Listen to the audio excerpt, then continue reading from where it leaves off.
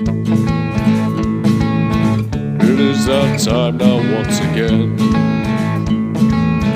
for getting lumped up with my friends.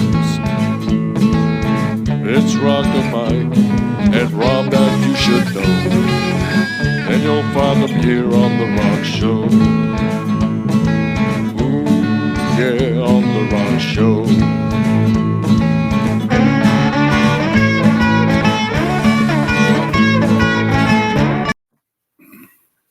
Hello, people, and welcome to another tribute show. And this one is for Ronnie Spector. What a week we had. We had Bob Saget from Full House passed away, Sidney Poitier.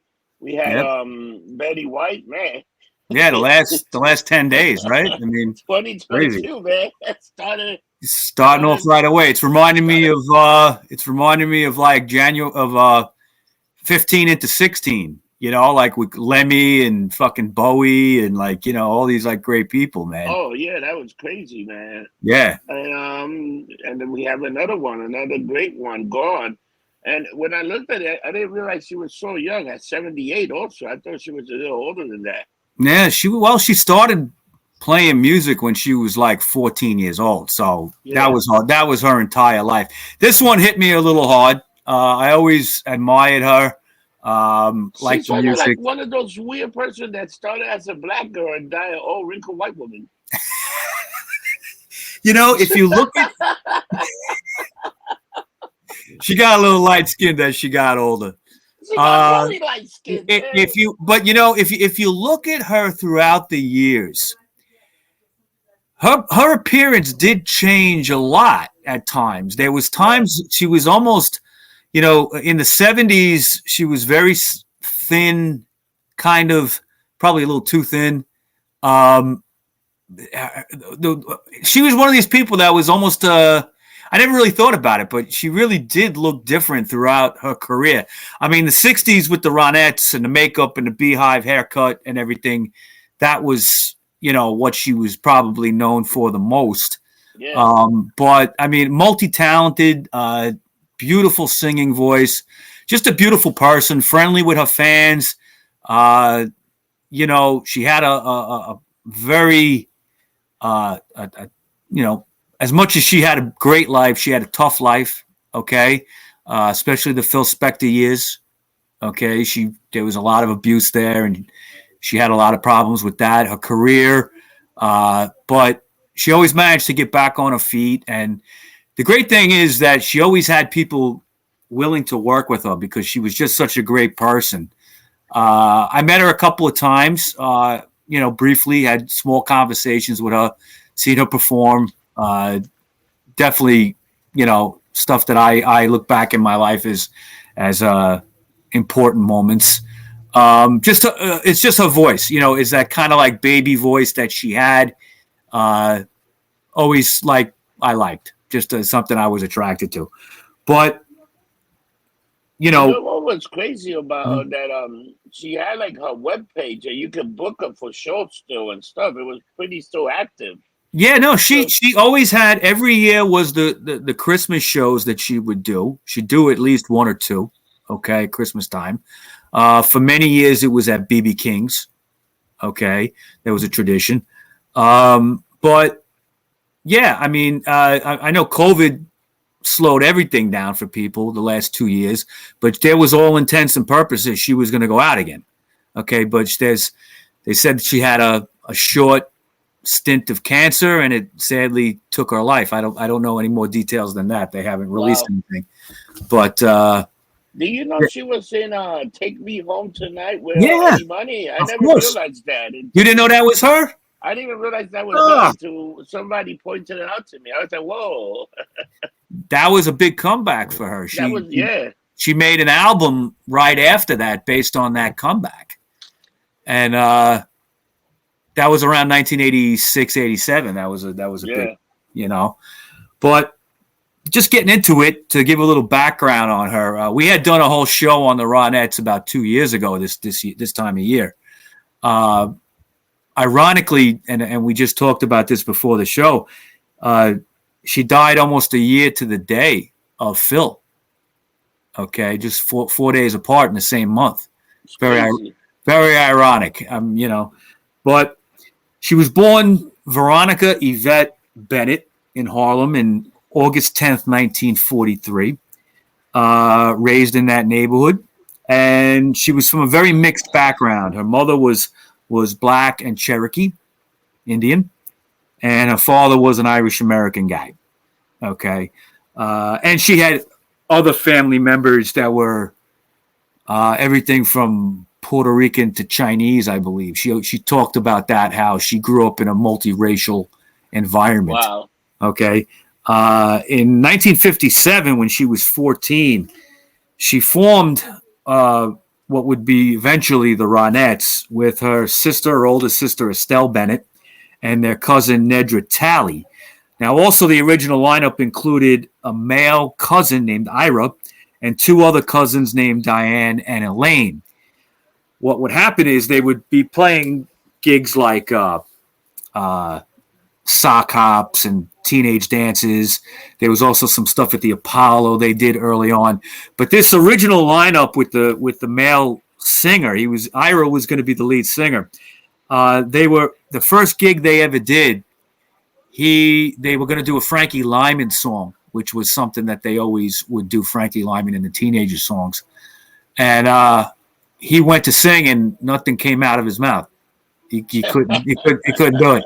So Ronnie stepped up and just started singing and belted it out. And she, everything after that kind of changed. Ira and the other two cousins dropped out, and it just became Ronnie, Estelle, and Nedra, and Ronnie being the lead. And originally they were called Ronnie and the Relatives, okay? But they would shorten that to the Ronettes. And Ronettes sounds much better. Sounds a lot better, yeah. And again, they were playing a lot of, teenage dances. They did some stuff at the Apollo talent show kind of stuff that used to happen back then. Yeah.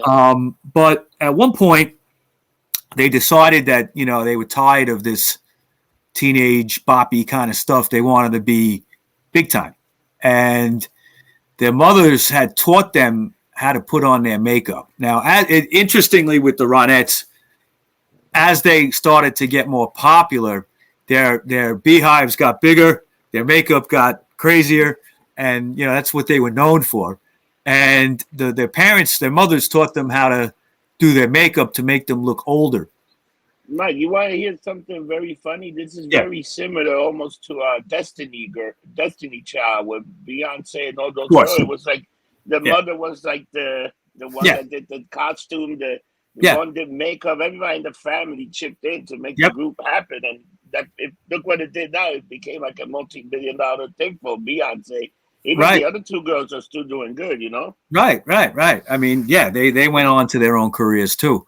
But it's like the same concept. It started. It is. Well, it comes from the same place. You're going to make pop music, and who do you trust at a young age? Your parents. Yeah. And a lot of times that works out. Sometimes it doesn't. Yeah. Okay, we've told stories of that. But in this case with the Ronettes, they were very tight with their moms, and Ronnie's mother kind of took the reins a lot. Yeah. And one night they decided that they were going to get into the Peppermint Lounge. Now they were quite underage at the time, okay, to get in there.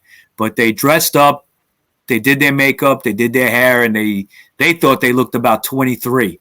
Okay, so they snuck down there, and it was a band called Joey D and the Starlighters, which were very popular at the time.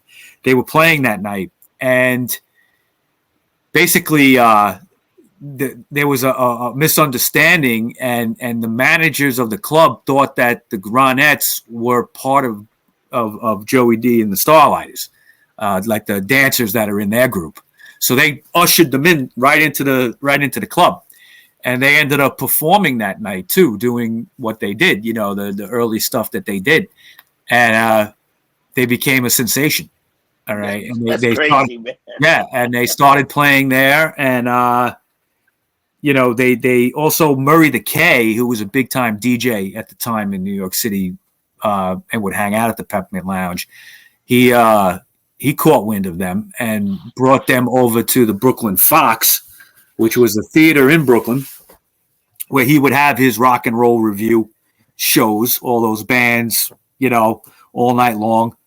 And they became very popular. And a record label called Colpix was interested in them for a singles deal. They signed up to them. Basically, it wasn't the greatest deal. They didn't do a lot for the band. And after a while, not long, they released a couple of singles, but they didn't go anywhere. One single was a song called "He Did It," and one band I know you know, the Detroit Cobras, they did a good cover of that song. Yeah, very good cover. Yeah, Detroit Cobras, Jackson.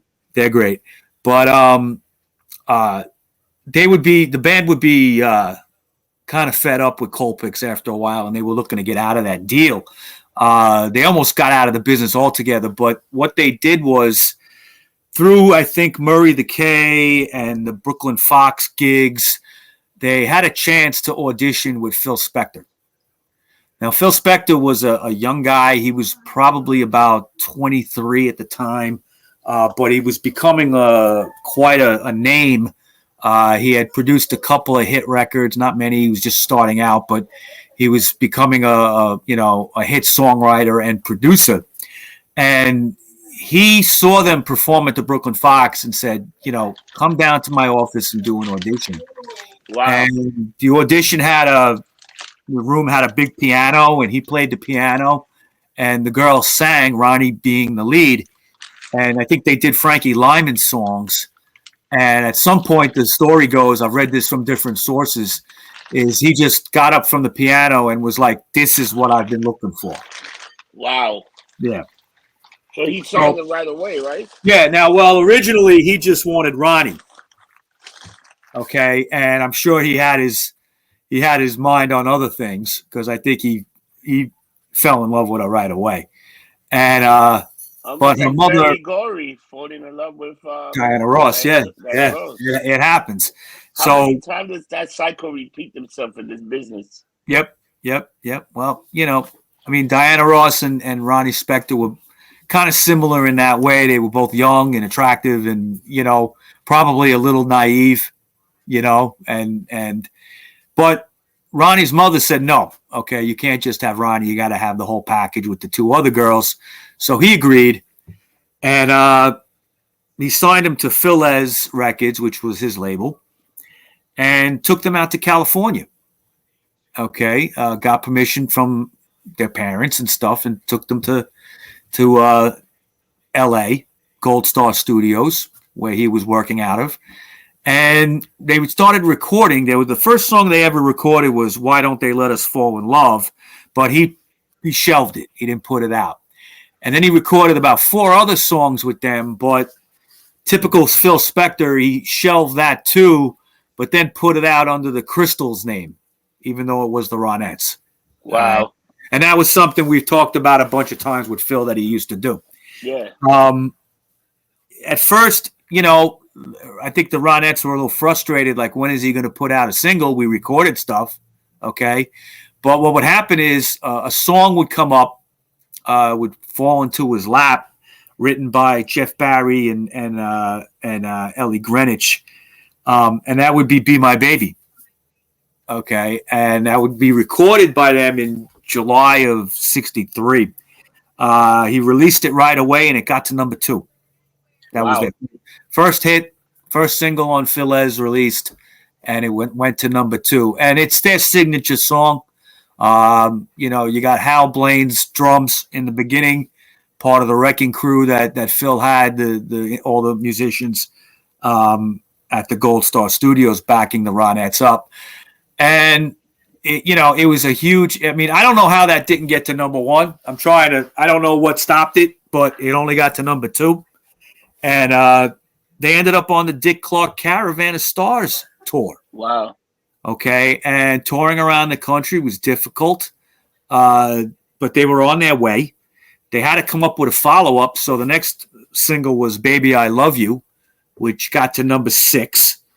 And then it's the Christmas record, was recorded in by November of '63. It would be released. I think they recorded it in the fall.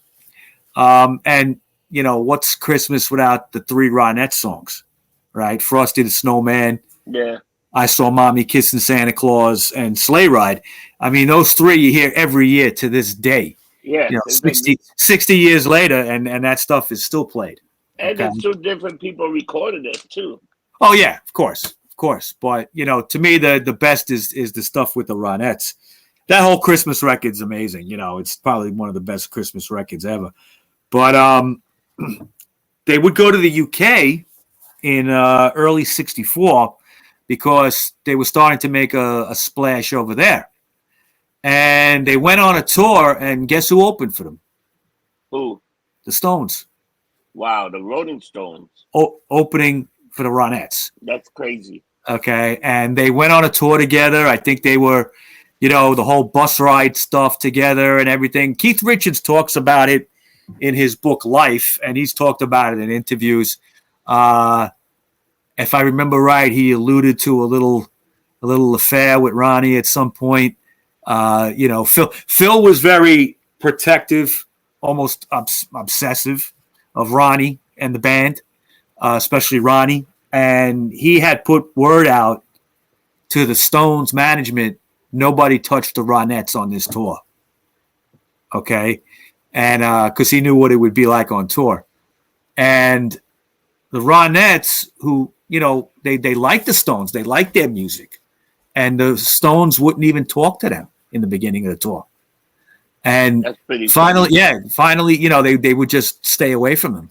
And finally, Ronnie, who was a friendly person, she went up to Mick Jagger, I think, and said, what's the problem with you? Why don't you talk to us? Why don't you hang out with us?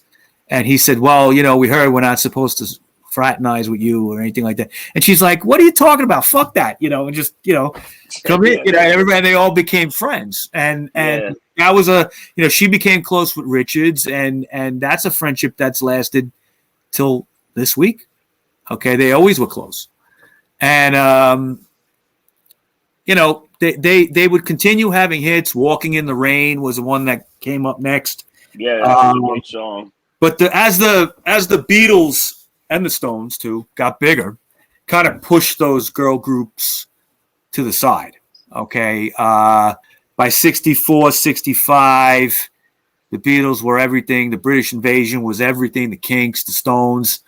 It kind of pushed that stuff down in the charts. They were still releasing singles. One particular one that came out was called I Can Hear Music. I think it came out in 66 or so. And it's a great song, okay, but it bombed. And one person that was listening to it and who always loved the Ronettes was Brian Wilson from the Beach Boys. Okay. And, he's been quoted as saying when he heard Be My Baby, he was in his car for the first time. And when he heard it for the first time, he had to pull over and listen to it. Okay. So, and then I Can Hear Music, even though it was a bomb by the Ronettes, it got covered by the Beach Boys a couple of years later, I think about 68 or 69. And it was a bigger hit for them. Okay. And it's a song that Beach Boys always did, in their set list. But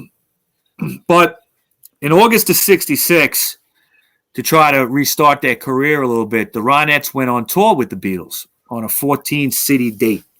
Okay. One place that they played was Forest Hills Stadium here in Queens. Wow. Okay.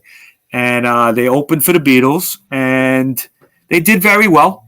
Okay. But, again, the album, the songs, the singles, I should say, weren't really selling.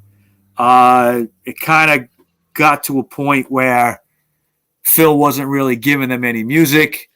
So by, 67, 68, they hung it up. Now, 68, they all got married, 3 girls. Okay. Nedra and Estelle married their boyfriends, and Ronnie married Phil. Now, there's some interesting stories about that because Phil was married, apparently, when they started messing around. Yeah, but Ronnie always said she didn't know he was married, which I find that's kind of funny. I don't know how. I'm assuming it's true. I don't know any other way to say, but I don't know the truth. But she didn't know. He would get divorced and then concentrate entirely on her. When they got married in '68, though, it didn't go well right away. Immediately, he had purchased this kind of like Gothic mansion, okay, with iron gates and cameras and fucking guard dogs and everything, and he locked her in there, okay, and really controlled her life and wouldn't let her have friends, wouldn't let her do anything, wouldn't let her leave. Eventually, in a couple of years, she was really just staying around the house in a nightgown and drinking wine all day, okay, and just being miserable. But she complained to him a lot that she wanted to be in music. So in 1970, when he was working on the George Harrison All Things Must Pass album, producing that, he was in England, and he brought Ronnie over at one point to, get her out of the house. And also, George Harrison had a song that he wanted to give her, and it was called Try Some, Buy Some. And it's a kind of like an anti-drug song. It was something he'd been working on. He had it for a while, like even during the Beatles. I think it was a song that was around, but he couldn't use it. So he gave it to her, and she put it out on Apple Records as a single. Looking back, it would have been nice if she had a whole album on Apple, but it never happened. Yeah. It was just a single. The flip side was a song called Tandoori Chicken, which was kind of like a rockabilly kind of song. Very cool. And John Lennon, over like in the early 70s, he would play that song live sometimes at his gigs. He liked it so much. The single for Try Some, Buy Some, I actually have a copy of it. It's pretty cool. David Bowie was on record saying that it was one of his favorite songs. Wow. Yeah, so it would, kind of like it didn't do well in the charts, but I think people were listening to it. And during that time too, in strange Phil Spector style, I think it was a Christmas day around 1969 or so. He brought home 2 kids to Ronnie that he adopted. Okay, so she never had biological kids with Phil, but these 2 children would be adopted. But it, sadly, and again, this is some of the tragedies in her life. Is I think, if I remember in the book that she wrote, which I'll talk about that book in a little bit, she didn't have the greatest relationship with the kids. It was kind of fucked up because by the time their divorce happened, okay, if you remember, she took off in the middle of the night, barefoot, half naked out of the house, okay, and her mother helped her get out because she just couldn't take it anymore. I mean, she was drinking so much that she started going to AA just to get out of the house. Wow. Okay, because he wouldn't let her leave. So in '72, she flees Phil, and by '74 they have a divorce settlement. And it really went in Phil's favor. Okay, and it had to, because the story is that he said she would. He told her, "I'll kill you." Okay, and she had to settle for giving up rights to future royalties. Wow. I think that there was some limit on seeing the kids. It was just something she just had to get away from him. Okay. Now all this agreed. Yeah. Now all this stuff would be worked out later, but for a long time that she wasn't getting any money. And Phil was putting out. He re-released the Christmas record as a bigger hit. And, he was making money off everything, and she wasn't getting shit. None of the girls were. None of his acts were. Anyway, even the Crystals, and none of them were getting anything. But In 73, she decided to put the Ronettes back together, but with a little different lineup. Instead of Estelle and Nedra, who I think were, they were raising kids and they were married, they weren't interested. She put together with two new girls, Chip Fields and Diane Linton. Now, do you know who Chip Fields is? I think that's Kim Fields, Tootie's mother. Tootie's mother. Yeah, from Tootie from Facts of Life's mom. Yeah. Was in this second incarnation of the Ronettes. They actually got signed to Buddha Records and released some stuff, but it didn't go anywhere. The problem with Ronnie now is in the 70s is that she was kind of perceived as an oldies act. Okay, music had changed. She wasn't old. Okay, she wasn't even 40 yet. She wasn't even 30. Okay, in 73 she was 30. Okay, so by 76, she was doing a duet with Southside Johnny called "You Mean So Much to Me." She also recorded with Springsteen's E Street Band "Say Goodbye to Hollywood," the Billy Joel song, which in my opinion is better than his version. And in 1980, in an attempt to really jumpstart her career, she teamed up with producer Genya Ravan, who had produced the Dead Boys punk band, the Dead Boys album, Young, Loud, and Snotty, and came out with this album called Siren. She did a cover of the Ramones song Here Today, Gone Tomorrow, which is a great cover of it. A little different arrangement than the Ramones, but still very cool. And with her voice and everything, it worked very well. Again, she's still kind of perceived as an oldies act, and it really didn't take off. It really didn't sell a lot of records. But that would change. By 1986, she teamed up with Eddie Money and had that big hit with Take Me Home Tonight, where she does the backup singing, saying "Be My Baby" and all the whoa, whoa, whoa, whoa, whoa stuff, And that was a big hit that year in 86. I was a senior in high school. You couldn't get away from that song. I remember. Yeah, that song was everywhere. Yeah. Now, that would parlay into an album. She would release an album of songs in 87 called Unfinished Business. Didn't sell a lot, but it's not a bad record. She had a lot of people playing on it, a lot of guest musicians. By 88, she decided to concentrate a little bit on Christmas stuff, and because she was so well known for that. Yeah. That's when she started doing her annual Christmas shows. BB King's Club on 42nd Street was a spot that she had that every year annually. I did see it a couple of times. Beautiful show. And it was just a tradition after a while. Ronnie coming out at Christmas time, seeing Ronnie in December.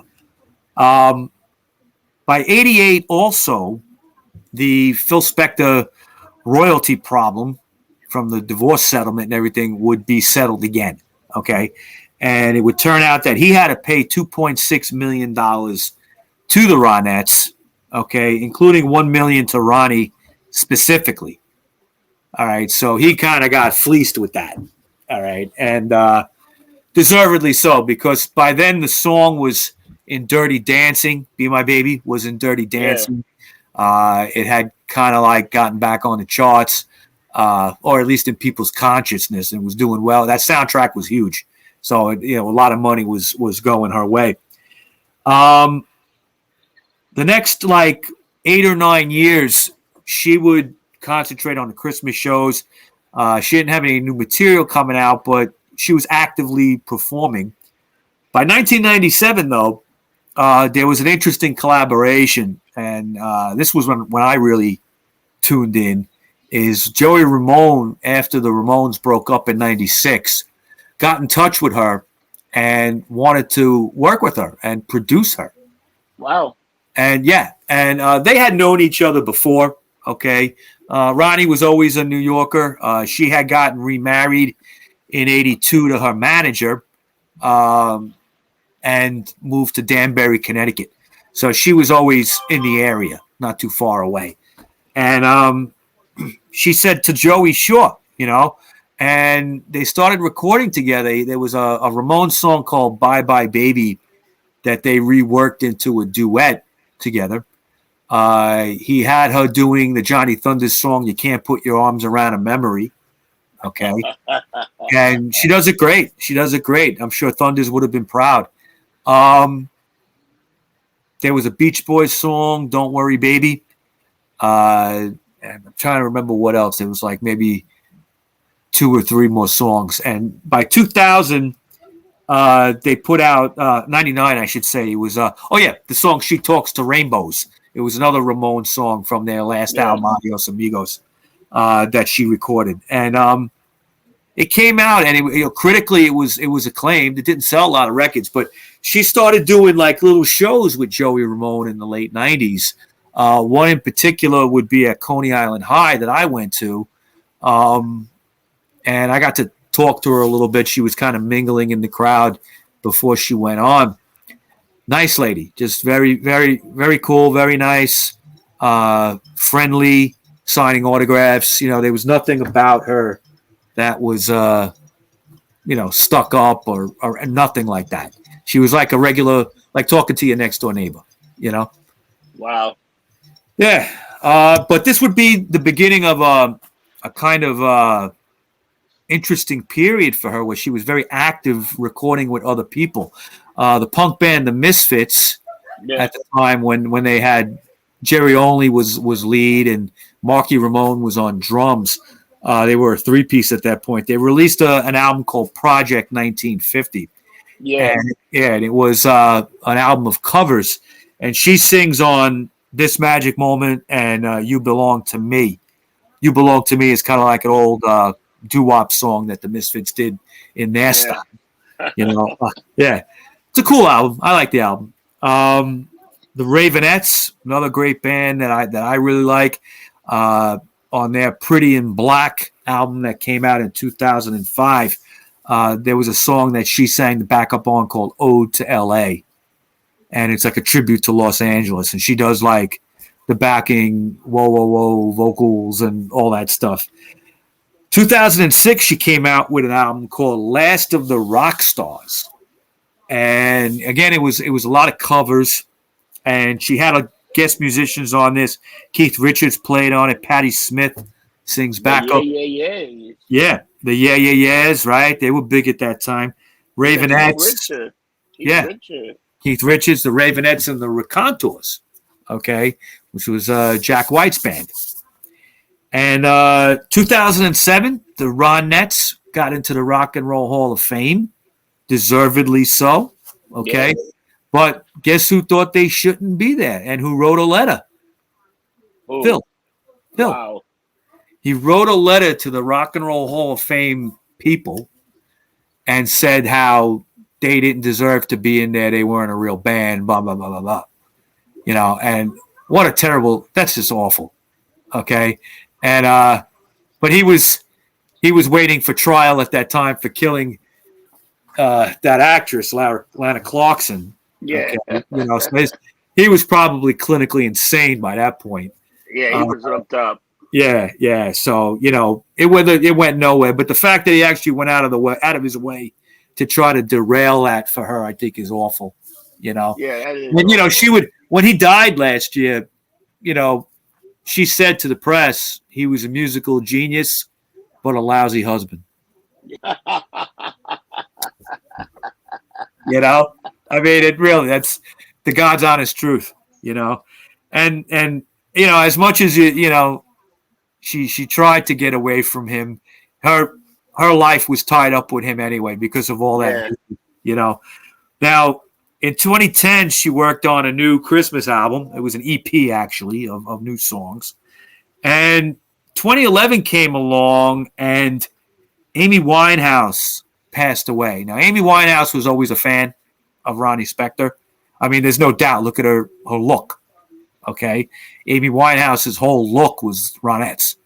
Oh, yeah, totally Ronettes. Yeah, little mini skirts, the big beehive hair, the makeup that kind of went up here, and that was the whole thing. And she would do a cover of Amy Winehouse's song "Back to Black," which was excellent. She did a great version of it. A couple years later, that would turn into a full album of covers called English Heart. She did some Stones songs. She did some Yardbirds. She did some Beatles. It was all about British invasion band songs that she liked. Now,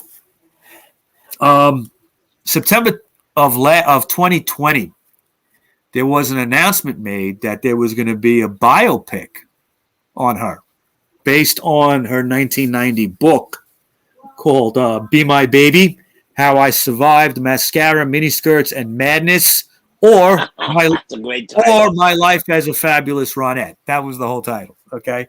And I read that book when it came out. I've read it a couple of times. Great book. One of the best books about the music scene that you could read. Tells the whole story from when she was a kid to getting involved with Phil and the nightmare with that. Her life in the 70s, trying to get her career back. And the actress they want to get is very good. That's the girl that played the new MJ, and she's in that Euphoria her name is Zendaya. Yeah, she's a very good actress. I don't know too much about her, but she kind of has the look from what I see. She definitely got the look. She's a very cute girl. I could totally see her being Ronnie Spector. That would be good. I heard today on the news, I didn't have a chance to read it, but I saw a headline saying she did some kind of tribute to Ronnie yesterday or something. I don't know if it was a performance. Does she sing, this girl? I don't know, Coach. I know if you see her, she's all over. She's like the new actress. She's MJ and the new Spider-Man.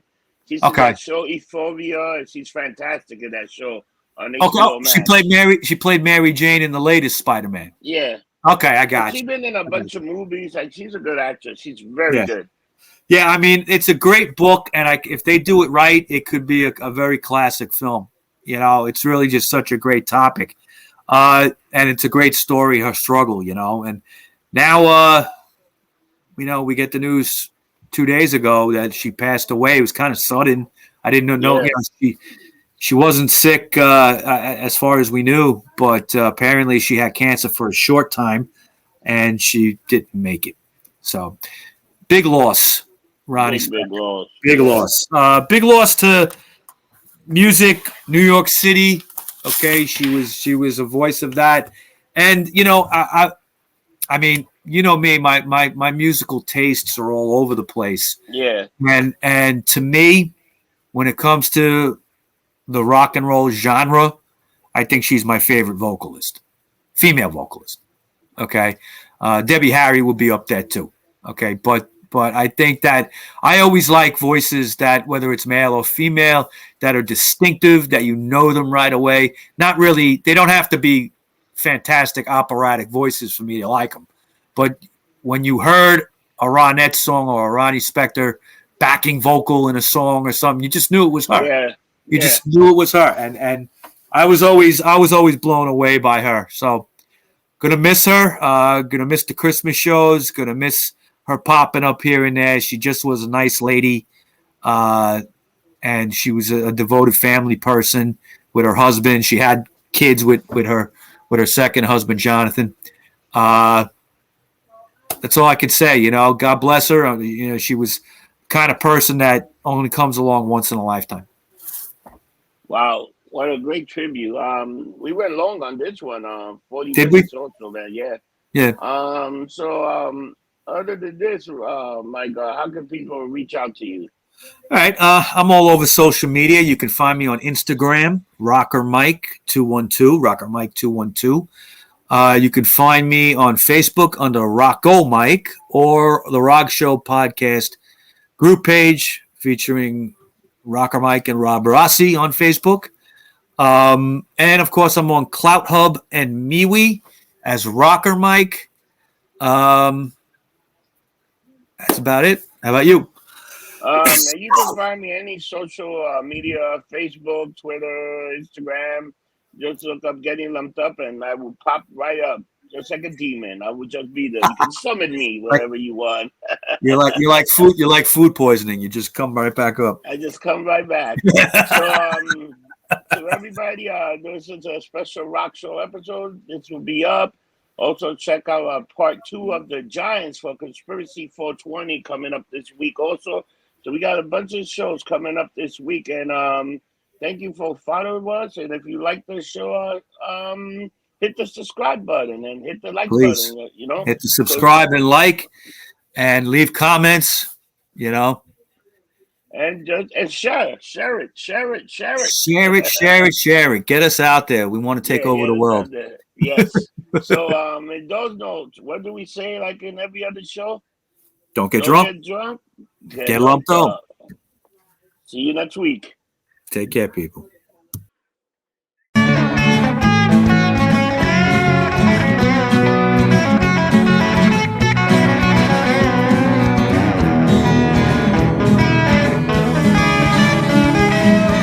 The only podcast you will hear that will be music to your ears. You'll learn about bands you love or may not know, and it's only here on The Rock Show. Ooh, yeah, on The Rock Show.